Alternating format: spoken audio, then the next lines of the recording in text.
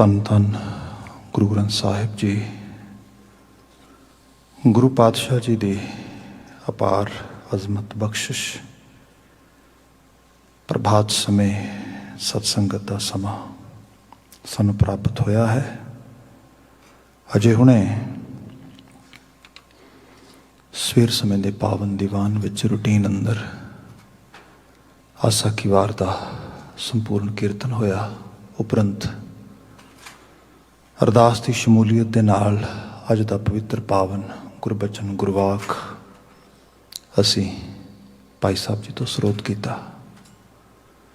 ਹੁਣ ਅਗਲੇਰੇ ਬਣਦੇ ਸਮੇਂ ਵਿੱਚ ਇਹਨਾਂ ਗੁਰਵਾਕਾਂ ਦੀ ਅਸੀਂ ਤਕਰੀਰ ਵਿਚਾਰ ਕਰਾਂਗੇ। ਆਓ ਮਰਿਆਦਿਤ ਢੰਗ ਦੇ ਨਾਲ ਗੁਰਬਚਨਾਂ ਦੀ ਤਕਰੀਰ ਪ੍ਰਾਰੰਭ ਕਰੀਏ। ਸਭ ਤੋਂ ਪਹਿਲਾਂ ਫਤਿਹ ਦਾ ਆਵਾਜ਼ਾ ਦੇਣਾ।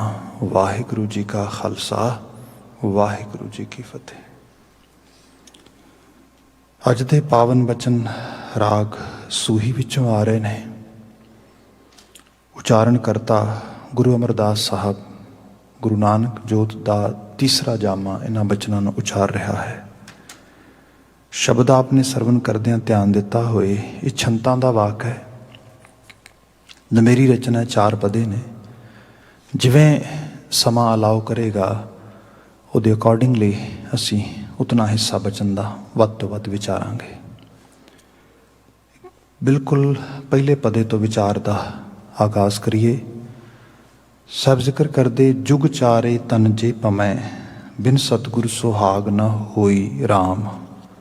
ਜੁਗ ਚਾਰੇ ਤਨ ਜੇ ਪਮੈ। ਧਨ ਆਮ ਜੋ ਭਾਸ਼ਾਈ ਪੱਖ ਤੋਂ ਦੇਖੀਏ, ਪੰਜਾਬੀ ਵਿੱਚ, ਪ੍ਰਾਕ੍ਰਿਤ ਵਿੱਚ, ਬ੍ਰਜ ਵਿੱਚ, ਇਹਨਾਂ ਸਾਰੇ ਮੌਲਿਕ ਭਾਸ਼ਾਵਾਂ ਦੇ ਧਨ ਦਾ ਮਤਲਬ ਇਸਤਰੀ ਹੁੰਦਾ ਹੈ, ਔਰਤ। ਪਰ ਇੱਥੇ ਗੁਰੂ ਬਾਬਾ ਜੀ ਇੱਕ ਮੈਟਾਫੋਰਿਕ ਵੇ ਦੇ ਨਾਲ ਧਨ ਦਾ ਮਤਲਬ ਜੀਵਾਤਮਾ ਹੈ। ਇਸਤਰੀ, ਜੀਵਾਤਮਾ, ਇਸਤਰੀ। ਇਹਦੇ ਸਾਹਿਬ ਨੇ, ਕਿਉਂਕਿ ਇਹ ਸੂਹੀ ਰਾਗ ਹੈ, ਇਹਦੇ ਅਸੀਂ 70 ਅੰਗ ਤੇ ਹਾਂ। 73 ਦੇ ਲਾਵਾਂ ਦਾ ਪਾਠ ਆਉਂਦਾ ਹੈ। ਆਲਮੋਸਟ ਸੂਹੀ ਰਾਗ ਸਾਰਾ ਮਲਾਪ ਦਾ ਰਾਗ ਹੈ। ਤੇ ਇਹਦੇ 'ਚ ਜਿਹੜਾ ਮਲਾਪ ਆ, ਇਸ ਰੂਹ ਦਾ, ਉਸ ਪਰਮ ਰੂਹ ਦੇ ਨਾਲ, ਇਹ ਕੌਨਸੈਪਟ ਹੈ। ਮਜਾਜੀ ਰੰਗ ਹੈ ਇਹਦੇ ਵਿੱਚ।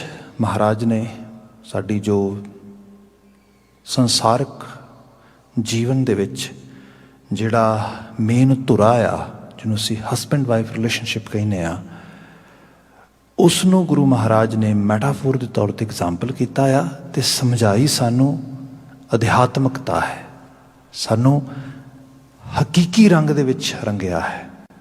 ਸੋ ਤਾਂ ਕਿ ਇਹ ਬਾਤ ਸਾਨੂੰ ਸਮਝ ਆ ਜਾਏ।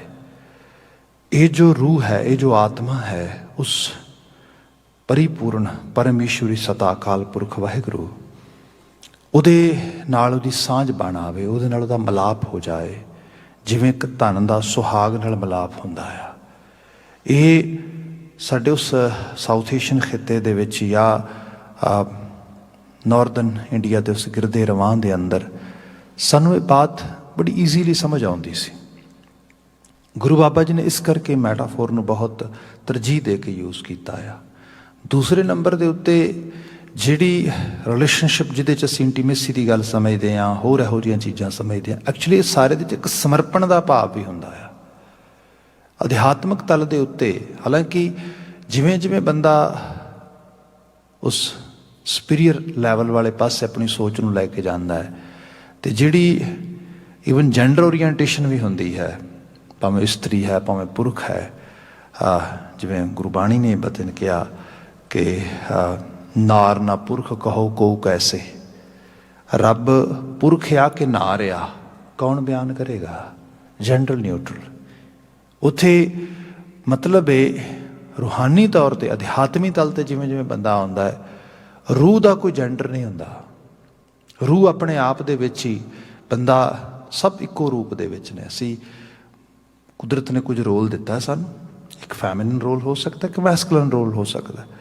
ਪਰ ਜਿਵੇਂ ਅਸੀਂ ਫੀਲਿੰਗਸ ਦੇ ਲੈਵਲ 'ਤੇ ਆਈਏ, ਜਿਵੇਂ ਅਸੀਂ ਸਮਾਜ ਵਿੱਚ ਰਹਿਣ ਸਹਿਣ ਦੇ ਲੈਵਲ 'ਤੇ ਆਈਏ, ਤੁਹਾਨੂੰ ਪਤਾ ਲੱਗੇਗਾ ਭੁੱਖ ਤਾਂ ਸਾਰਿਆਂ ਨੂੰ ਇੱਕੋ ਜਿਹੀ ਲੱਗਦੀ ਹੈ, ਗਰਮੀ ਸਰਦੀ ਇੱਕੋ ਜਿਹੀ ਲੱਗਦੀ ਹੈ।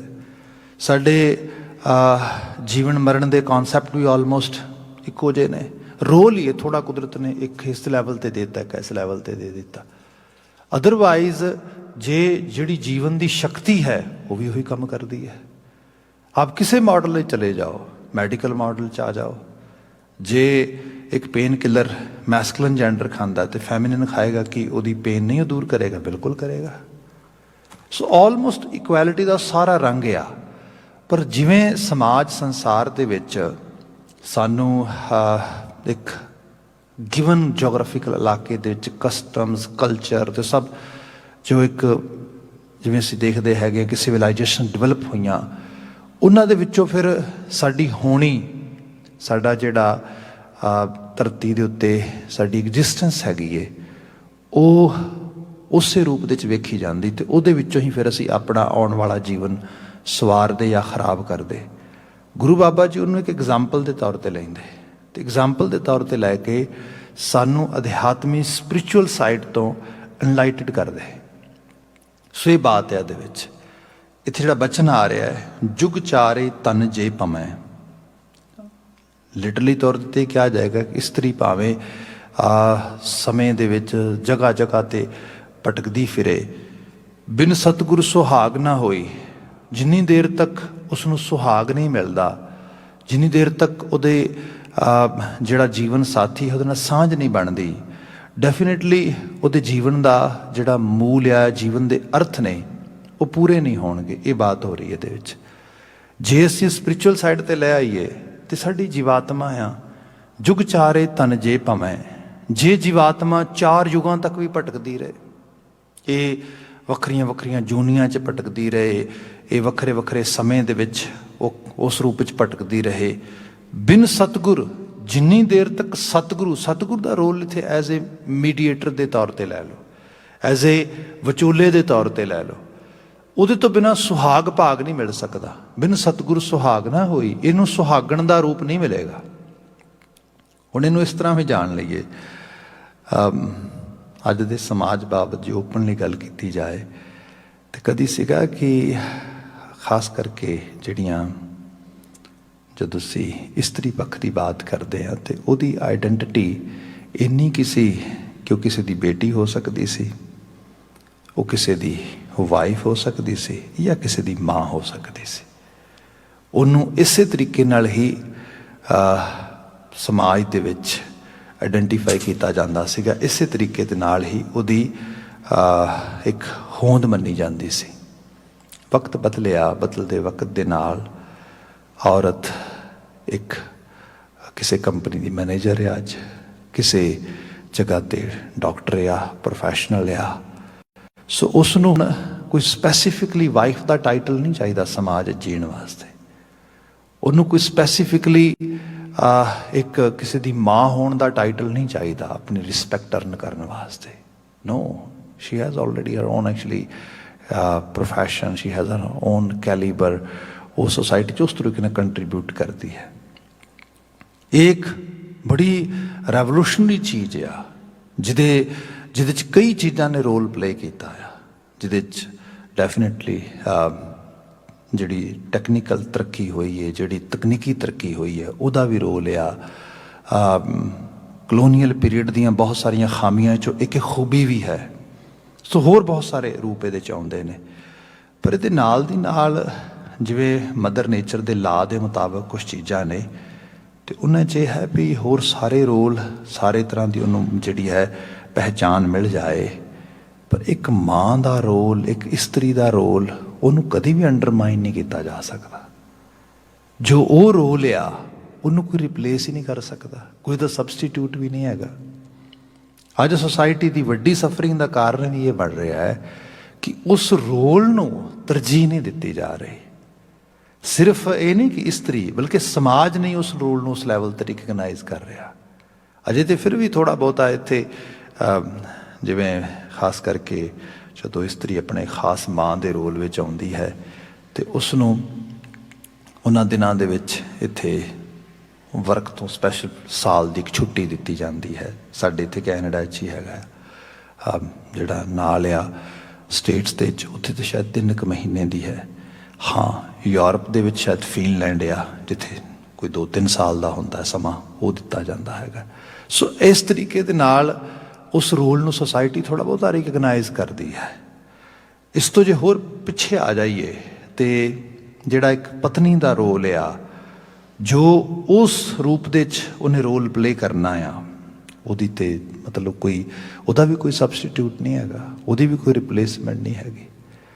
ਪਰ ਸਮਾਜ ਇਹਨਾਂ ਸਭ ਚੀਜ਼ਾਂ ਤੋਂ ਅੱਜ ਜਾਂ ਮੁਨਕਰ ਹੋ ਗਿਆ ਜਾਂ ਉਸ ਨੂੰ ਬਿਲਕੁਲ ਇਹਦੇ ਬਾਰੇ ਦੀ ਇੰਪੋਰਟੈਂਸ ਦਾ ਪਤਾ ਨਾ ਰਹਿ ਗਿਆ। ਇੱਥੇ ਜਾ ਕੇ ਜਦੋਂ ਆਹ ਬਾਣੀ ਅਸੀਂ ਪੜ੍ਹਦੇ ਹਾਂ, ਰੂਹਾਨੀ ਤੌਰ 'ਤੇ ਅਸੀਂ ਕਿਸੇ ਲੈਵਲ 'ਤੇ ਪਹੁੰਚਣਾ ਹੈ, ਪਰ ਸਾਨੂੰ ਮਦਰ ਨੇਚਰ ਦੇ ਦਿੱਤੇ ਹੋਏ ਰੋਲਸ ਨੂੰ ਵੀ ਪਹਿਚਾਨ ਕੇ ਉਹਨਾਂ ਨੂੰ ਐਜ਼ ਇਟ ਇਜ਼ ਅਡਾਪਟ ਕਰਨ ਦੀ ਬਾਤ ਹੋ ਰਹੀ ਹੈ। ਇਹ ਦੋਨੋਂ ਚੀਜ਼ਾਂ ਨੇ। ਇਸ ਰੂਹ ਨੇ ਪਰਮ ਰੂਹ ਨੂੰ ਮਿਲਣਾ ਜਾ ਕੇ, ਤੇ ਇਸ ਰੂਹ ਨੂੰ ਅਹਿਸਾਸ ਹੋਏ ਕਿ ਇੱਕ ਦਿਨ ਮੈਂ ਇੱਕ ਮੈਸਕੂਲਨ ਜੈਂਡਰ ਦੇ ਰੋਲ ਵਿੱਚ ਹੈਗਾ ਆ, ਤੇ ਮੈਂ ਸੋਚਾਂ ਮੇਰੀ ਰੂਹ ਨੇ ਮਾਲਕ ਅਕਾਲ ਪੁਰਖ ਵਾਹਿਗੁਰੂ ਦਰ 'ਤੇ ਇੱਕ ਸੁਹਾਗਵਤੀ ਦੇ ਤੌਰ 'ਤੇ ਪੇਸ਼ ਹੋਣਾ ਆ। ਤੇ ਫਿਰ ਬੀਇੰਗ ਏ ਮਰਦ, ਬੀਇੰਗ ਏ ਸੁਹਾਗ, ਜਿਹੜਾ ਮੇਰਾ ਰੋਲ ਆ, ਐਮ ਆਈ ਪਲੇਇੰਗ ਪ੍ਰੋਪਰਲੀ? ਮੈਂ ਐਵੇਂ ਦਾ ਰੋਲ ਰੱਬ ਤੋਂ ਐਕਸਪੈਕਟ ਕਰਾਂ ਵੀ ਐਵੇਂ ਦਾ ਮੇਰੇ ਨਾਲ ਕਰੇ? Is it okay? ਜੇ ਮੈਂ ਚਾਹੁੰਦਾ ਕਿ ਮੇਰੇ ਨਾਲ ਰੱਬ ਜੀ ਰੋਲ ਬੜਾ ਵਧੀਆ ਕਰੇ, ਫਿਰ ਮੈਨੂੰ ਅੱਜ ਰੋਲ ਮਿਲਿਆ, ਮੈਨੂੰ ਵਧੀਆ ਕਰਨਾ ਚਾਹੀਦਾ ਹੈਗਾ।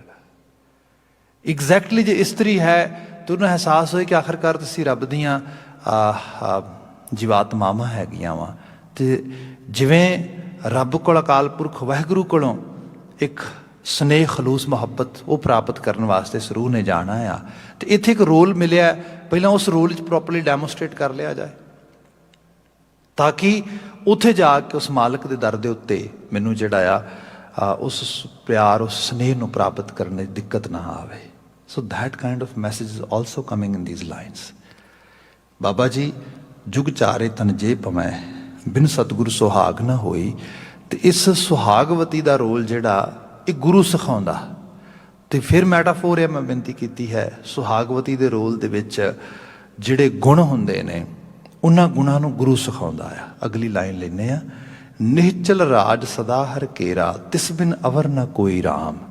ਨਿਹਚਲ ਰਾਜ ਸਦਾ ਤਿਸ ਕੇਰਾ, ਉਹਦਾ ਰਾਜ ਹਮੇਸ਼ਾ ਨਿਹਚਲ ਆ, ਜਿਹੜਾ ਬਦਲਦਾ ਨਹੀਂਗਾ, ਕਦੀ ਵੀ ਤਬਦੀਲ ਨਹੀਂ ਹੁੰਦਾ। ਇਸ ਤਰ੍ਹਾਂ ਕਹਿ ਲਈਏ ਕਿ ਸਮਾਂ ਬਦਲਣ ਦੇ ਨਾਲ, ਜਿਵੇਂ ਅਸੀਂ ਜਨਰੇਸ਼ਨ ਗੈਪ ਦੀ ਗੱਲ ਕਰ ਲੈਂਦੇ ਹਾਂ, ਜਿਵੇਂ ਅਸੀਂ ਕਦੀ ਕਿਹਾ ਗਿਆ ਸੀਗਾ ਕਿ 70s ਦੀ ਜਨਰੇਸ਼ਨ ਜਿਹੜੀ ਸੀਗੀ ਉਹ ਪੋਸਟ ਇੰਡਸਟਰੀਅਲ ਜਨਰੇਸ਼ਨ ਸੀਗੀ, ਮਿਲੇਨੀਅਮ ਜਨਰੇਸ਼ਨ ਆ ਗਈ, ਫਿਰ ਡਾਟ ਕਾਮਰਸ ਜਨਰੇਸ਼ਨ ਆ ਗਈ। ਸੋ ਅਸੀਂ ਐਰੇ ਨਾਲ ਜੋੜ ਕੇ, ਸਮੇਂ ਨਾਲ ਜੋੜ ਕੇ ਉਹਨਾਂ ਚੀਜ਼ਾਂ ਨੂੰ ਇਸ ਰੂਪ ਵਿੱਚ ਐਕਸਪਲੇਨ ਕਰਨ ਦੀ ਟਰਾਈ ਕੀਤੀ। ਪਰ ਜੇ ਡੀਪ ਲੈਵਲ 'ਤੇ ਦੇਖਿਆ ਜਾਏ ਤੇ ਥੋੜ੍ਹਾ ਬਹੁਤਾ ਰਹਿਣ ਸਹਿਣ ਦਾ ਤਰੀਕਾ ਬਦਲਿਆ ਹੈ, ਬੰਦਾ ਥੋੜ੍ਹਾ ਬਦਲ ਗਿਆ। ਕੁਦਰਤ ਦੇ ਵਿੱਚ ਜੇ ਇਹ ਲੈਵਲ 'ਤੇ ਦੇਖਾਂਗੇ ਤੇ ਮਨੁੱਖ, ਤੇ ਭਾਵੇਂ ਉਹ ਐਪਲ ਵਾਲਾ ਸਟੀਵ ਹੋਏ ਤੇ ਭਾਵੇਂ ਉਹ ਮਾਈਕਰੋਸਾਫਟ ਵਾਲਾ ਬਿਲ ਗੇਟਸ ਹੋਏ, ਕੋਈ ਵੀ ਹੈ, ਮਨੁੱਖ ਤੇ ਮਨੁੱਖ ਆ। ਭਾਵੇਂ ਉਹ ਤੁਸੀਂ ਕਿਸੇ ਲੈਵਲ 'ਤੇ, ਮਤਲਬ ਤੁਸੀਂ ਦੇਖੋਗੇ ਉਹੀ ਕਮਜ਼ੋਰੀਆਂ ਸਾਡੇ ਅੰਦਰ, ਕਾਮ ਕ੍ਰੋਧ ਲੋਭ ਮੋਹ ਹੰਕਾਰ, ਉਹੀ ਗੁਣ ਨੇ ਸਾਡੇ ਅੰਦਰ, ਦਇਆ ਪੈਰਾਗ ਪ੍ਰੇਮ ਸਨੇਹ ਧੀਰਜ। ਗੁਣਾਂ ਨਾਲ ਜੁੜ ਕੇ ਜੀਵਨ ਉਚੇਰਾ ਹੁੰਦਾ ਹੈ, ਗੁਣਾਂ ਤੋਂ ਟੁੱਟ ਕੇ ਜੀਵਨ ਜਿਹੜਾ ਹੈਗਾ ਉਹ ਨਿਵਾਨਤਾ ਵਾਲੇ ਪਾਸੇ ਜਾਂਦਾ ਹੈ। ਬੰਦਾ ਸਪੇਸ ਏਜ 'ਚ ਵੀ ਚਲਾ ਜਾਏ, ਮਤਲਬ ਧਰਤੀ ਨੂੰ ਛੱਡ ਕੇ ਕਿਸੇ ਹੋਰ ਪਲੈਨਟ 'ਤੇ ਜਾ ਵਸੇ, ਪਰ ਮਨੁੱਖ ਦਾ ਜਿਹੜਾ ਬੁਨਿਆਦੀ ਸੋਚਣ ਰਹਿਣ ਸਹਿਣ ਦਾ ਢੰਗ ਉਹ ਥੋੜ੍ਹਾ ਬਦਲ ਜਾਏਗਾ। ਇਹ ਕਿਹਾ ਜਾਏ ਕਿ ਸਪਿਰਿਚੁਅਲਿਟੀ ਕਦੀ ਵੈਲਿਊ ਰੱਖਦੀ ਸੀ, ਅੱਜ ਵੈਲਿਊ ਨਹੀਂ ਰੱਖਦੀ। ਰੱਬ ਦਾ ਨਾਂ ਕਦੀ ਲੋਕਾਂ ਨੂੰ ਚਾਹੀਦਾ ਸੀਗਾ, ਜਿਵੇਂ ਸਾਈਮਨ ਫਰੋਇਡ ਨੇ ਕਿਹਾ ਸੀਗਾ ਕਿ ਜਦੋਂ ਉਹਨੇ ਸਾਈਕੋਲੋਜੀ ਨੂੰ ਇੱਕ ਸਾਇੰਟੀਫਿਕ ਬੇਸਿਸ ਦੇ ਉੱਤੇ ਇੱਕ ਥਿਊਰੀ ਡਿਵੈਲਪ ਕੀਤੀ, ਜਾਂ ਡਿਸਕਵਰ ਕੀਤੀ ਕਹਿ ਲਓ, ਡਿਵੈਲਪ ਤਾਂ ਸੀਗੀ ਆਲਰੇਡੀ, ਉਹਨੇ ਡਿਸਕਵਰ ਕੀਤੀ, ਕਿਉਂਕਿ ਜਿਹੜਾ ਯੂਰਪ ਦੇ ਵਿੱਚ ਰਿਲੀਜੀਅਸ ਲਿਟਰੇਚਰ ਦਾ ਰੋਲ ਸੀਗਾ ਉਹ ਬੜਾ ਸਰਫੇਸ 'ਤੇ ਸੀ, ਬਹੁਤ ਡੀਪ ਨਹੀਂ ਸੀਗਾ। ਪਰ ਜਦੋਂ ਉਸਨੇ ਮਨੋਵਿਗਿਆਨ ਦੇ ਤੌਰ 'ਤੇ, ਮਤਲਬ ਹਿਊਮਨ ਸਾਈਕੀ ਨੂੰ ਐਨਾਲਿਟਿਕ ਵੇ ਦੇ ਨਾਲ ਦੇਖਿਆ, तो उदों फिर खास करके क्योंकि जिस परिवार विचों आ रहा जिहड़ा बैकग्राउंड सी उहदा वो बड़ा रिलीजीअस सीगा, तो उन्होंने सब तो पहला उन्होंने काउंटर करना पैना सीगा। तो उन्हें फिर उहदे उत्ते कहा कि जिहड़ा रिलीजन या रब आ ये ह्यूमैनिटी नूं साइकोसिस डिसऑर्डर हो चुका है लंबे समय तो, इन्हां नूं एक बीमार ने एक तरह दे नाल ये कह लो कि जिस चीज़ का कोई जवाब नहीं मिलता उत्थे रब नूं लै आउंदे ने। सो इस करके रब दी होंद आ अल्टीमेटली इहदा लंबे समय तक एक्सरसाइज होंदी रही मनोविज्ञान दे विच। फिर हौली हौली करके बात आई नहीं नहीं गल ये नहीं है। अमेरिकन बहुत नामवर साइकैट्रिस्ट हैगा, उन्हें रीसेंटली बहुत सारिया किताबां लिखियां ने, मेरे ख्याल वैल सोल्ड बुक्स ने उहदियां वो जो 2-4 किताबां तो बहुत ज़्यादा पढ़िया गई जिहदे they are many lives and many masters. वो जो अपने पेशेंट्स दे नाल लगातार चलदा तो पेशेंट्स क्योंकि ये मन्निया गया कि बंदे दे जीवन के तजर्बे खट्टे मिठे रहन सहन एनवायरमेंट ये मन नूं घटदा, ये ट्रेट्स इत्थों बनते। जदों उन्हां लोकां नूं एनालिसिस कीता तो एनालिसिस करने तो बाद पता लगा नहीं ये इस जीवन के तजर्बे है ही नहीं जिहड़े दस रहे ने। फिर होया कि उन्हां दे तजर्बियां दे विचों उहनूं एहसास होया कोई पिछों आ रहा नाल, इतों फिर रीइनकारनेशन का कॉन्सैप्ट उन्होंने समझ आया। हालांकि वो बुनियादी तौर पर जो बिबलीकल या पोस्ट बिबलीकल सिस्टम दे विचों बिलीफ सिस्टम अडॉप्ट करता सीगा, उन्होंने वो चीज़ कहे कि नहीं एवं हो नहीं सकता, रीइनकारनेशन का कोई कॉन्सैप्ट ही नहीं है। पर फिर उन्हें दोबारा बड़े डीप लैवल पर ईवन वैटिकन के नाल भी चर्चा बड़ी हुई, वो बारे भी लिखा उन्हें। वो कहता नहीं नहीं एक्चुअल लैवल पर असी इस चीज़ नूं सानूं मनीए कि कोई वड्डे लैवल ते सारी निज़ाम हस्ती है, वो हस्ती ही इस सारे दे पिछे है। तो ये एक हुक्म जिन्होंने असीं कहने आ एक लॉ ऑफ कॉस्मो है जिहड़ा बड़ा डीप लैवल ते काम कर रहा है। इत्थे महाराज बयान करदे उहदा राज जिहड़ा वो लॉ ऑफ कॉस्मो बनाउण वाला आ, जिहड़ा उहदा हुक्म आ वो सदा ही चलदा है, तो ऑलमोस्ट इक्को जिहा ही है। निश्चल राज सदा हर घेरा तिस बिन अवर ना कोई राम, तो उस करतारी हस्ती का कोई सबसटीट्यूट नहीं हैगा। उही सानू अल्टीमेट जिहड़ा ट्रुथ ते अल्टीमेट जिहड़ी साडा पीस ऑफ माइंड आ उत्थे जाके मिलना है। ये रूह उस परम रूह कोल ही जाके शांत हो सकती है, उत्थे जाके इसनूं जिहड़ा आ एक उस तरीके का जिन्हों कह लो कि एक मलाप का रंग प्राप्त हो सकता है। तिस बिन अवर ना कोई सदा सच सोई गुरमुख एको जाणिया, उहदे तो बिना होर कोई नहीं यही सदीवी सच आ। गुरमुख एको जाणिया, पर इहदी समझ भी जिहदा मूँह गुरु वाले पासे है, उसने इस एक नूं ते एक दे राह नूं पहचान लिया। हुण फिर इस लैवल ते जाणिया जाए, क्योंकि मनुखी दुनिया दे अंदर असी कई बार कह दिंने आ जिवें इंस्टेंट हैप्पीनेस लभण वाले लोग, इंस्टेंट सक्सैस लभण वाले लोग, सब कुछ मटीरियलिस्टिक वर्ल्ड विचों प्राप्त करने वाले लोग, उन्हां नूं अपने अंदर दी इस दुनिया बारे बिल्कुल अमूढ़ता रहिंदी है, अज्ञानता रहिंदी है। ये तो बंदे नूं सिचुएशन विच पाओगे तां पता लगेगा। ईवन जिन्हों असीं फीलिंग्स भी कई बार कहने आ, फील करना एक ही है। आप देखोगे गुस्सा आया, ये बाहर तो कुछ भी नहीं, फीलिंग्स ने साडियां। प्यार आ बाहर तो कुछ भी नहीं, फीलिंग्स ने साडियां।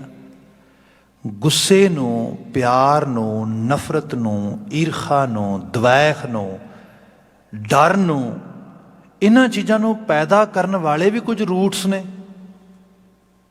वो भी बहरूनी रूप विच नहीं हैगे। डर जिवें कुछ लोगों को उच्ची थां तो डर लगता है, जे यूनीवर्सल होए तो फिर तो पायलट ना कोई भी बन सके। ये तो फील करने की गल आ। किसी नूं उत्थे जाके डर हुंदा है, किसी नूं नहीं हुंदा। जे किसी नूं अग तो डर लगता है मौलिक रूप दे फिर तो फायर फाइटर कोई ना बने। ये तो फील करने की गल आ। आप एहसास करो। हुण तो थोड़ा लीगल तौर पर इन्हां चीज़ों के बाबत गल हो गई, अदरवाइज मौत दे ਖੂਹ ਦੇ ਵਿੱਚ ਮੋਟਰਸਾਈਕਲ ਚਲਾਉਂਦੇ ਲੋਕ ਦੇਖੇ ਹੋਣਗੇ ਤੁਸੀਂ, 5-5, 7-10, 10-10 ਬੰਦੇ ਇੰਨੀ ਸਪੀਡ ਤੇ ਚਲਾ ਰਹੇ ਨੇ, ਤੇ ਉਹਨਾਂ ਨੂੰ ਪਤਾ ਨਹੀਂ ਗਾ ਕਿ ਇੱਕ ਮਤਲਬ ਬਲਿੰਕ ਆਫ ਆਈਜ਼ ਦੇ ਵਿੱਚ, ਅੱਖ ਦੀ ਇੱਕ ਪਲਕ ਦੇ ਵਿੱਚ ਖਤਮ ਹੋ ਜਾਣਾ ਸਾਰਾ ਕੁਛ। ਪਰ ਉਹ ਕੀ ਆਪ ਅਹਿਸਾਸ ਹੋ ਕਿ ਉਹਨਾਂ ਨੂੰ ਉਸ ਚੀਜ਼ ਦੇ ਬਾਬਤ ਇੱਕ ਜਿਹੋ ਜਿਹੀ ਫੀਲਿੰਗ ਸਾਨੂੰ ਹੁੰਦੀ ਹੈ ਬਾਹਰ ਬੈਠਿਆਂ ਨੂੰ, ਸਾਡੇ ਜਿਹੜਾ ਹੈਗਾ ਰੌਂਗਟੇ ਖੜੇ ਹੋ ਰਹੇ ਨੇ, ਪਰ ਉਹਨਾਂ ਨੂੰ ਇਹਦਾ ਸਿਰਫ ਫੀਲਿੰਗ ਹੀ ਹੈ, ਇੱਕ ਫੀਲ ਕਰ ਰਿਹਾ ਕਿ ਨਹੀਂ ਕਰ ਰਿਹਾ, ਜਾਂ ਉਸ ਲੈਵਲ ਤੋਂ ਉਹ ਵਿਨ ਕਰ ਗਿਆ ਆ। ਇਨ ਬਿਨ ਸੰਸਾਰ ਦੇ ਵਿੱਚ ਰਹਿੰਦਿਆਂ ਹੋਇਆਂ ਬਹੁਤ ਸਾਰੀਆਂ ਚੀਜ਼ਾਂ ਨੇ ਜਿਹੜੀਆਂ ਬੰਦੇ ਦੀ ਸੁਰਤ ਦੇ ਅੰਦਰ ਨੇ। ਜਿਵੇਂ ਜਿਵੇਂ ਉਹਨਾਂ ਨੂੰ ਬੰਦਾ ਐਕਸਪਲੋਰ ਕਰਦਾ, ਉਹਨਾਂ ਨੂੰ ਅੰਡਰਸਟੈਂਡ ਕਰਦਾ, ਤੇ ਉਹ ਦੁਨੀਆ ਦੇ ਵਿੱਚ ਸੰਸਾਰੀ ਤੌਰ ਤੇ ਪ੍ਰਵਿਰਤੀ ਬਦਲਦੀ, ਤਬਦੀਲ ਹੁੰਦੀ।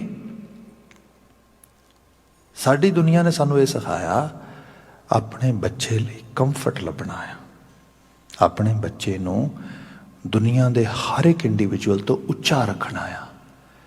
ਆਪ ਵੀ ਭਾਵੇਂ ਖਤਮ ਹੋ ਜਾਈਏ ਪਰ ਬੱਚਿਆਂ ਲਈ ਸੁੱਖ ਹੀ ਦੇਣਾ ਆ। ਠੀਕ, ਇਹ ਯੂਨੀਵਰਸਲ ਹੈ ਸਾਡੇ ਵਾਸਤੇ। How about Guru Gobind Singh Sahib? Think about it.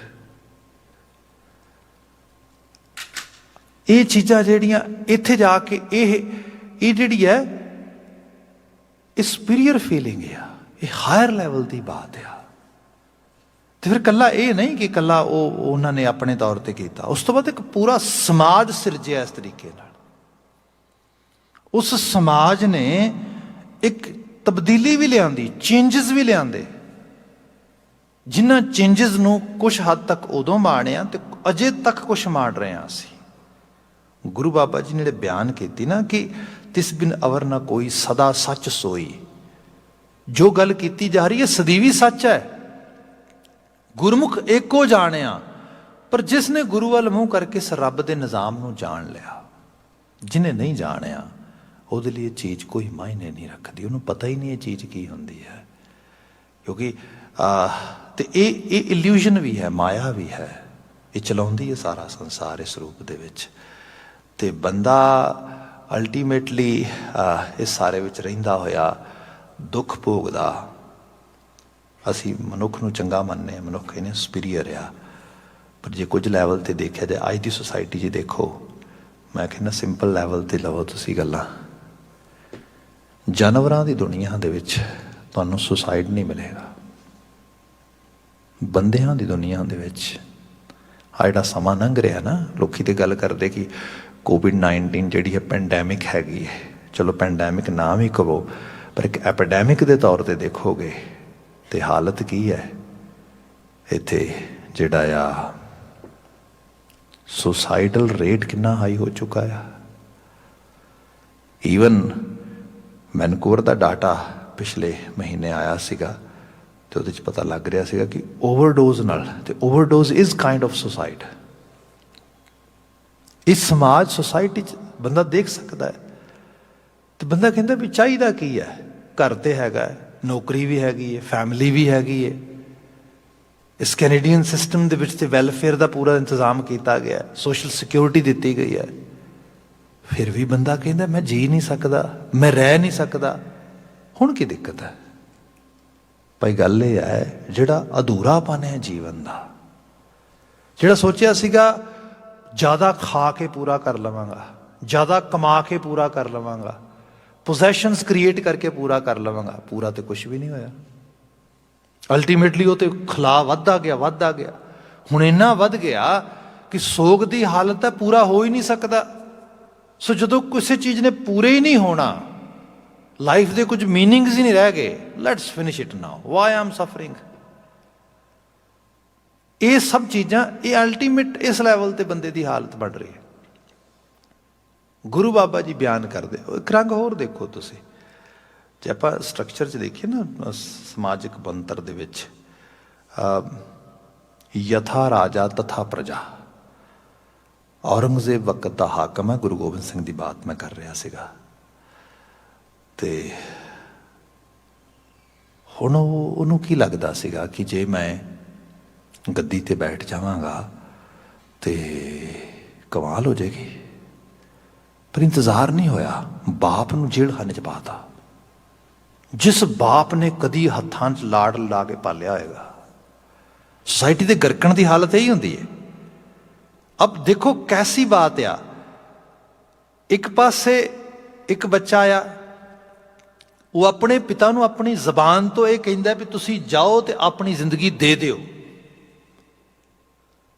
Mostly साडे कल्चर च हुंदा है कि बच्चे नूं की पता, ये तो बाप डिसाइड करेगा। इत्थे बच्चा डिसीजन बना रहा है 9 साल का। मतलब ये लावां दा पाठ सारा सूही राग एक गृहस्थ जीवन नूं समझाउंदा है। ये समझाउंदा आ संसार दे विच किसे दे होना किवें, किसे नूं बनाउणा किवें अपना। ते कल्ला होना ते बनाउणा नहीं हुंदा, उहदे विचों नवें नूर नूं आमद देनी हुंदी धरती ते। किन्ना वैल्यू बेस दे उत्ते बंदे दी फैमिली लाइफ होनी चाहिदी है। आइडियल हायर लैवल ते लिआंदा गया। तो क्या इत्थे जाके जीना है? जीवन नूं उच्चियां कदरां कीमतां नाल पूरा करो। तो उच्चियां कदरां कीमतां दे विच रब ते रब दा नां आ। जीवन दे हिंद हो आ। गुरु ये समझाउंदा आ, छोटे छोटे लालच स्वार्थ हवसां इन्हां च ना फसी, क्योंकि तू सुहागण है उस सुहाग दी। ते उत्थों तक पहुंचण वास्ते तैनूं कोई सैक्रीफाइस करना पे, बी रैडी फॉर दैट। यही हुंदा आ। तैनूं अपने आप नूं वकारां वल्लों, माड़ियां बिरतियां वल्लों, इन्हां वल्लों होड़ के चलना पे, ये वधिया आ।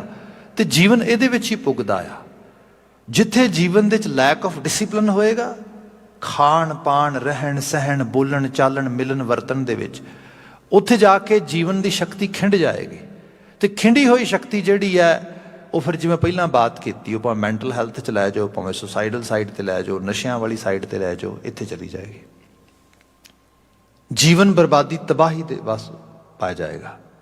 उहदे विहार दे विच जिहड़ी पवित्रता है, मासूमियत आ, वो लॉस्ट हो जाएगी। इत्थों ही फिर कोई किसी लैवल ते कोई जालम बनेगा, कोई जुल्म सहन वाला बनेगा, कोई समाज गर्क होने वाली हालत तुरदा लगा जाएगा। तो फिर इत्थों एक नवा कल्चर भी पैदा हो जाता है। जिहड़े समाज नूं इस लैवल ते देखदे, वो कहते छड्डो परां, लैट्स बी बैरागी, रिनाउंस कर दो। हुण इत्थे है ही कुछ नहीं। इत्थे ते राजा भी दुखी है, इत्थे प्रजा भी दुखी है, इत्थे ते भूपत भी दुखी है, रंक भी दुखी है। लैट्स गो टू जंगल्स, उत्थे जाके मैडिटेशन करते हैं। ये करन लग गए लोग। गुरु बाबा जी कहते की कर रहे हो? क्या जोग ना भगवी कपनी, जोग ना मैले वेस। एवें भी कदी हुंदा, एवें भी योग हो सकता बंदे दा? ना। किवें होएगा? नानक घर बैठिया योग पाईऐ। घर चलो, करना है फैमिलीज दा, करना है परिवार दा, करना है गृहस्थ दा। पर महाराज ਉਹਦੀ ਤੇ समझ ही नहीं आ रही, ਉੱਥੇ ਤੇ ਸਾਰੇ ਕੁਝ ਵਿਗੜ ਗਿਆ। सब कहते ना, नानक घर बैठे जोग पाईए, सतगुर कह उपदेश। किसी हायर अथॉरिटी तो उपदेश लवो। हायर अथॉरिटी कौन है? गुरु है। इत्थे जो गुरु ने कहा उन्होंने सच करके मान लिया। गुरमुख एको जानिया, ये है ये बात। सब कहते गुरमुख एको जानिया, तन पिर मिलावा होवा, गुरमती मन मानिया। तन ते पिर दा मिलाप हो गया। मिलाप kind of situation where individuals enjoy euphoria kind of, जिहड़ी वो चीज़ होंदी है। फिर मैं बिनती करांगा, समय दे नाल बंदे नूं हारमोन्स चलाउंदे ने, ये बैलेंसड रहन चंगी गल आ, उस रूप में चलदा रहे। पर अल्टीमेट जिहड़ी इंजॉयमेंट हैगी है, ये सिर्फ उस काइंड ऑफ यूफोरिया नहीं होती। बच्चियां नूं माफ़ी मंगते, मैं लफज कह रहा, I am speaking little bit bold over here, but if we don't know as a adult that what is the difference between lust and romance, how can our kids know? उन्होंने किवें पता लगेगा? अज वड्डी वड्डी प्रॉब्लम है साडी society दी। They don't know what is the difference between love and lust, between romance and relationship. जो ये चीज़ां ने, इहदा एहसास किते होए उस सुरत दे विच, मतलब ਕਿਸੇ ਨੂੰ ਭੋਗਣਾ ਜਾਂ ਕਿਸੇ ਦੇ ਭੋਗੇ ਜਾਣਾ ਕੱਲਾ ਇਹ ਸੁੱਖ ਨਹੀਂ ਗਾ। ਸੁੱਖ ਤੇ ਕਿਸੇ ਦੇ ਨਾ ਜੀਵਨ ਲਿਖ ਦੇਣਾ ਆਪਣਾ, ਕਿਸੇ ਨੂੰ ਇੱਕ ਨਜ਼ਰ ਨਿਹਾਲ ਕੇ ਉਹਦੇ ਚਿਹਰੇ ਤੇ ਮਤਲਬ ਇੱਕ ਸਮਾਈਲ ਦਾ ਲੈ ਆਉਣਾ, ਇੱਕ ਖੁਸ਼ੀ ਦਾ ਲੈ ਆਉਣਾ, ਇਸ ਤੋਂ ਵੱਡੀ ਪ੍ਰਾਪਤੀ ਕੀ ਹੋ ਸਕਦੀ ਹੈ। ਮੈਂ ਹੁਣੇ ਮਾਂ ਬਾਪ ਦੇ ਰੋਲ ਦੀ ਗੱਲ ਕੀਤੀ ਸੀਗੀ। ਆਪ ਅਹਿਸਾਸ ਕਰੋ ਕਿ ਸਾਰਾ ਦਿਨ ਬੰਦਾ ਥੱਕਿਆ ਹਾਰਿਆ ਕੰਮਕਾਰ ਕਰਦਿਆਂ, ਕਈਆਂ ਨਾਲ ਲੜਿਆ, ਕਈਆਂ ਨਾਲ ਝਗੜਿਆ, ਸਭ ਕਰ ਕਰਾ ਕੇ ਸ਼ਾਮ ਪਈ ਤੇ ਘਰ ਆਇਆ ਤੇ ਇੱਕ ਛੋਟਾ ਜਿਹਾ ਜਿਹੜਾ ਆਇਆ ਬੱਚਾ, ਉਹਨੇ ਆ ਕੇ ਡੈਡ ਮੋਮ ਸਮਾਈਲ ਕੀਤੀ, ਤੋਤਲੀ ਜੀ ਗੱਲ ਕੀਤੀ, ਇੱਕ ਦੂਜਾ ਲੈਵਲ ਆ ਗਿਆ ਸੋਚਣ ਦਾ। ਲਗਾ ਥਕਾਵਟ ਚਲੀ ਗਈ ਸਾਰੀ। ਜਿਹੜੀ ਇਹ ਇੰਟਰੈਕਸ਼ਨ ਆ ਲੱਗਦੀ ਹੈ ਸੰਸਾਰਕ ਆ, ਪਰ ਨਹੀਂ, ਇਹਦੇ ਵਿੱਚ ਇੱਕ ਅਧਿਆਤਮਕਤਾ ਦਾ ਰੰਗ ਵੀ ਹੈ। ਫਿਰ ਇੱਥੇ ਬਾਤ ਨਹੀਂ ਗਈ ਕੱਲਾ ਇੱਕ ਪਰਿਵਾਰ, ਇੱਕ ਬੱਚਾ ਨਹੀਂ, ਸਮਾਜ ਦੇ ਵਿੱਚ ਹਰ ਇੱਕ ਬੱਚੇ ਨੂੰ ਇੱਕੋ ਲੈਵਲ ਤੇ ਟ੍ਰੀਟਮੈਂਟ ਮਿਲੇ, ਉਸ ਤਰੀਕੇ ਦੀ ਸੋਚ ਆ ਜਾਏ। ਜੇ ਮੈਨੂੰ ਇੱਥੋਂ ਖੁਸ਼ੀ ਮਿਲਦੀ, ਦੂਸਰੇ ਨੂੰ ਵੀ ਖੁਸ਼ੀ ਮਿਲਦੀ ਹੈ। ਇਸ ਤਰੀਕੇ ਦੀ ਸੋਚ ਜਿਹੜੀ ਆ ਬੰਦੇ ਦੇ ਵਿੱਚ ਆਵੇ, ਬੰਦੇ ਦਾ ਜੀਵਨ ਆਵਰਣ ਐਵੇਂ ਦਾ ਬਣੇ। ਇਹਨੂੰ ਸਾਹਿਬ ਨੇ ਕਿਹਾ ਇਹ ਅਧਿਆਤਮਕਤਾ ਆ। ਇਹ ਹੈ ਅਧਿਆਤਮ ਕਰਮ ਕਰਹਿ ਤੈ ਸਾਚਾ, ਮੁਕਤ ਭੇਦ ਕਿਆ ਜਾਣੈ ਕਾਚਾ। ਜਿਹੜੇ ਕੱਚ ਵਿੱਚ ਜੀ ਰਹੇ, ਜਿਨ੍ਹਾਂ ਦੀ ਕੱਚੀ ਪੱਕੀ ਸੋਚ ਆ, ਜਿਨ੍ਹਾਂ ਨੂੰ ਪਤਾ ਹੀ ਨਹੀਂ ਵੀ ਅਧਿਆਤਮਕਤਾ ਹੈ ਕੀ ਹੈ, ਉਹ ਫਿਰ ਇਸ ਸਾਰੇ ਨੂੰ ਜਾਂ ਤੇ ਲੋਸਟ ਹੋ ਜਾਂਦੇ, ਜਿਵੇਂ ਮਤਲਬ ਸੰਸਾਰ ਹੀ ਕਮਾਓ, ਧਨ ਦੌਲਤ ਇਹਦੇ 'ਚ ਗਵਾਚ ਜਾਓ, ਬਸ ਇਹੀ ਅਲਟੀਮੇਟ ਗੋਲ ਰਹਿ ਗਿਆ। ਜਾਂ ਸਭ ਕੁਝ ਛੱਡ ਕੇ ਸਪਿਰਿਚੁਅਲਿਟੀ ਵਾਲੇ ਪਾਸੇ ਵੱਧ ਜਾਓ, ਮੌਂਕ ਬਣ ਜਾਓ। ਗੁਰੂ ਬਾਬਾ ਜੀ ਕਹਿੰਦੇ ਨਾ, ਧਨ ਪਿਰ ਮਿਲਾਵਾ ਹੋਵਾ, ਉਹਦਾ ਮਿਲਾਪ ਹੋਣਾ ਚਾਹੀਦਾ ਹੈ। ਤੇ ਇਹ ਮਿਲਾਪ ਕੋਈ ਫਿਜ਼ੀਕਲ ਇੰਟੀਮੇਸੀ ਦੀ ਗੱਲ ਨਹੀਂ ਹੋ ਰਹੀ ਇੱਥੇ ਗੱਲ ਹੋ ਰਹੀ ਹੈ ਇਸ ਸੋਚ ਦਾ, ਇਸ ਰੂਹ ਦਾ, ਉਸ ਪਰਮ ਸੋਚ ਤੇ ਪਰਮ ਰੂਹ ਦੇ ਨਾਲ ਮਿਲਾਪ ਹੋ ਜਾਣਾ, ਉਸ ਥ੍ਰੈਸ਼ਹੋਲਡ ਨੂੰ ਟੱਚ ਕਰ ਸਕਣਾ। ਧਨ ਪਿਰ ਮਿਲਾਵਾ ਹੋਵਾ ਗੁਰਮਤੀ ਮਨ ਮਾਨਿਆ। ਤੇ ਇਹ ਜਿਹੜਾ ਮਨ ਦਾ ਮੰਨਣਾ ਆ, ਮਨ ਬਹੁਤੀ ਵਾਰੀ ਗੱਲਾਂ ਨੂੰ ਮੰਨਦਾ ਵੀ ਨਹੀਂ ਨਾ, ਮਨ ਆਪਣੀ ਦੁਨੀਆ ਦੇ ਵਿੱਚ ਆ। ਮਾਫੀ ਮੰਗਾਂਗਾ, ਆਪ ਗੁਰੂ ਕੇ ਹਜ਼ੂਰ ਬੈਠੇ ਹੋ, ਦੇਵਤਿਆਂ ਵਰਗੇ ਲੋਕ ਹੋ ਜਾਂ TV ਰਾਹੀਂ ਸੁਣ ਰਹੇ ਹੋ, ਜਿਵੇਂ ਦੀ ਗੱਲ ਹੋ ਰਹੀ ਹੈ, ਇਸ ਗੱਲ ਦੇ ਵਿੱਚ ਕਈ ਵਾਰੀ ਮਨ ਇਨਵੋਲਵ ਵੀ ਨਹੀਂ ਹੁੰਦਾ। ਉਹ ਆਪਣੇ ਖਿਆਲ ਬੁਣਨੇ ਸ਼ੁਰੂ ਕਰ ਦਿੰਦਾ, ਉਹ ਬੈਕ ਗੇਅਰ ਲਾ ਲੈਂਦਾ। ਮੈਨੂੰ ਹੋਰ ਸਿੰਪਲ ਟਰਾਂਸਲੇਟ ਕਰਨ ਦੀ ਟਰਾਈ ਕਰਨਾ। ਅਸੀਂ ਗੁਰਮਤਿ ਇੰਸਟੀਟਿਊਸ਼ਨ ਦੇ 'ਚ ਨਾ, ਸਾਡੀ ਸੰਥਿਆ ਦੀ ਕਲਾਸ ਚੱਲਦੀ ਸੀਗੀ, ਬੜਾ ਇੰਟੈਂਸਿਵ ਪ੍ਰੋਗਰਾਮ ਸੀਗਾ। ਅਰਾਊਂਡ 7 ਘੰਟੇ ਦੀ ਸਿਟਿੰਗ ਹੁੰਦੀ ਸੀ ਸਾਡੀ। ਡਿਫਰੈਂਟ ਸਕਾਲਰਸ ਆਉਣੇ, ਡਿਸਕਸ਼ਨਸ ਹੋਣੀ, ਬਾਣੀ ਮਤਲਬ ਬਾਣੀ ਦੇ ਵਿੱਚ ਪੰਕਤੀ ਬਾ ਪੰਕਤੀ, ਲਫ਼ਜ਼ ਬਾ ਲਫ਼ਜ਼, ਇੱਕ ਲਾਈਨ ਦੇ ਉੱਤੇ ਐਮਫਸਾਈਜ਼ ਕਰਨਾ, ਗ੍ਰਾਮੈਟੀਕਲ ਸਿਸਟਮ ਕਿਵੇਂ ਚੱਲ ਰਿਹਾ ਹੈ, ਕਿਸ ਕੰਟੈਕਸਟ ਵਿੱਚ ਗੱਲ ਹੋ ਰਹੀ ਹੈ, ਕੰਟੈਂਟ ਕੀ ਕਹਿ ਰਿਹਾ, ਪ੍ਰੈਜੈਂਟੇਸ਼ਨ ਕੀ ਹੋ ਰਹੀ ਹੈ, ਲੈਂਗੁਇਸਟਿਕ ਦੇ ਮਾਹਰ ਆ ਰਹੇ, ਲਿਟਰੇਚਰ ਦੇ ਮਾਹਰ ਆ ਰਹੇ, ਵੱਖਰੇ ਜਿਹੜੇ ਮਤਲਬ ਸਕਾਲਰ ਲੋਕ ਸੀਗੇ ਇਸ ਫੀਲਡ ਦੇ, ਲਿਟਰੇਚਰ ਦੇ, ਉਹਨਾਂ ਨਾਲ ਬਹੁਤ ਡੀਪ ਲੈਵਲ 'ਤੇ ਗੱਲਾਂ ਬਾਤਾਂ ਹੋਣੀਆਂ। ਸਾਡੇ ਪ੍ਰਿੰਸੀਪਲ ਸਾਹਿਬ ਸੀਗੇ, ਬਹੁਤ ਸਟ੍ਰਿਕਟ ਸੀਗੇ। ਉਹਨਾਂ ਕਹਿਣਾ ਵੀ ਜਿੰਨੀ ਦੇਰ ਤੱਕ ਇਹ ਸਾਡੀ ਸੰਥਿਆ ਦਾ ਪ੍ਰੋਗਰਾਮ ਚੱਲ ਰਿਹਾ ਹੈਗਾ, ਕੋਈ ਇਹਨਾਂ ਨੂੰ ਡਿਸਟਰਬੈਂਸ ਨਹੀਂ ਹੋਣੀ, ਘਰੋਂ ਫੋਨ ਚਿੱਠੀ ਵੀ ਨਹੀਂ ਆਉਣੀ ਚਾਹੀਦੀ, ਮਤਲਬ ਇਹਨਾਂ ਦਾ ਸੁਰਤ ਕਿ ਸੱਜੇ ਪਾਸੇ ਚਲੇ ਜਾਣਾ ਨਾ, ਬਸ ਸਾਡਾ ਇੱਕੋ ਟਾਸਕ ਹੈ, ਬਸ ਇਹ ਗੁਰਬਾਣੀ ਦੇ ਨਾਲ ਅਸੀਂ ਆਤਮ ਸਾਥ ਹੋਣਾ ਹੈ। ਠੀਕ ਹੈ ਜੀ, ਸਾਡਾ ਉੱਥੇ ਹੋਣਾ ਹੈ, ਕਿਤੇ ਇੰਸਟੀਟਿਊਸ਼ਨ ਵਿੱਚ ਚੱਲਦਾ ਸੀ ਪ੍ਰੋਗਰਾਮ, ਛੋਟਾ ਜਿਹਾ ਗਰੁੱਪ ਸੀ ਸਾਡਾ, ਕੋਈ ਸੀ 9 ਇੰਡੀਵਿਜੂਅਲ ਸੀ ਸਾਰੇ। ਕਈ ਵਾਰੀ ਸਾਨੂੰ ਪੜ੍ਹਨ ਵਾਲਿਆਂ ਤੋਂ ਪੜ੍ਹਾਉਣ ਵਾਲੇ ਜ਼ਿਆਦਾ ਹੁੰਦੇ ਸੀ ਉੱਥੇ, ਇਸ ਕਿਸਮ ਦੇ ਨਾਲ ਹੋਣਾ। ਤੇ ਕਿਸੇ ਨੂੰ ਇਜਾਜ਼ਤ ਨਹੀਂ ਸੀ ਉੱਥੇ ਆਉਣ ਦੀ। ਬਾਈ ਚਾਂਸ ਕੀ ਹੋਇਆ ਕਿ ਗੇਟ ਦੇ ਉੱਤੇ ਸਿਕਿਉਰਿਟੀ ਮੈਨ ਵੀ ਹੁੰਦਾ ਸੀਗਾ, ਉਸ ਤੋਂ ਬਾਅਦ ਆਫਿਸ ਦੇ ਬੰਦੇ ਹੁੰਦੇ ਸੀਗੇ, ਉਹ ਟ੍ਰੈਜਰਸ ਵਗੈਰਾ ਉਹ ਬੈਠੇ ਹੁੰਦੇ ਸੀ। ਫਿਰ ਅਖੀਰ ਜਾ ਕੇ ਕਲਾਸਰੂਮ ਹੁੰਦਾ ਸਾਡਾ, ਜਿਹੜਾ ਜਿੱਥੇ ਅਸੀਂ ਬੈਠ ਕਰ ਰਹੇ ਸੀ।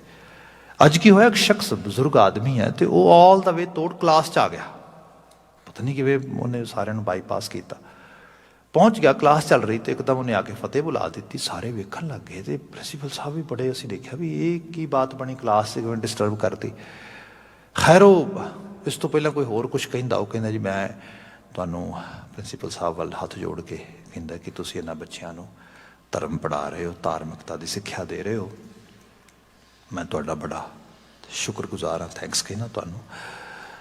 एक छोटा जिहा सवाल है, बस करके चले जाना है।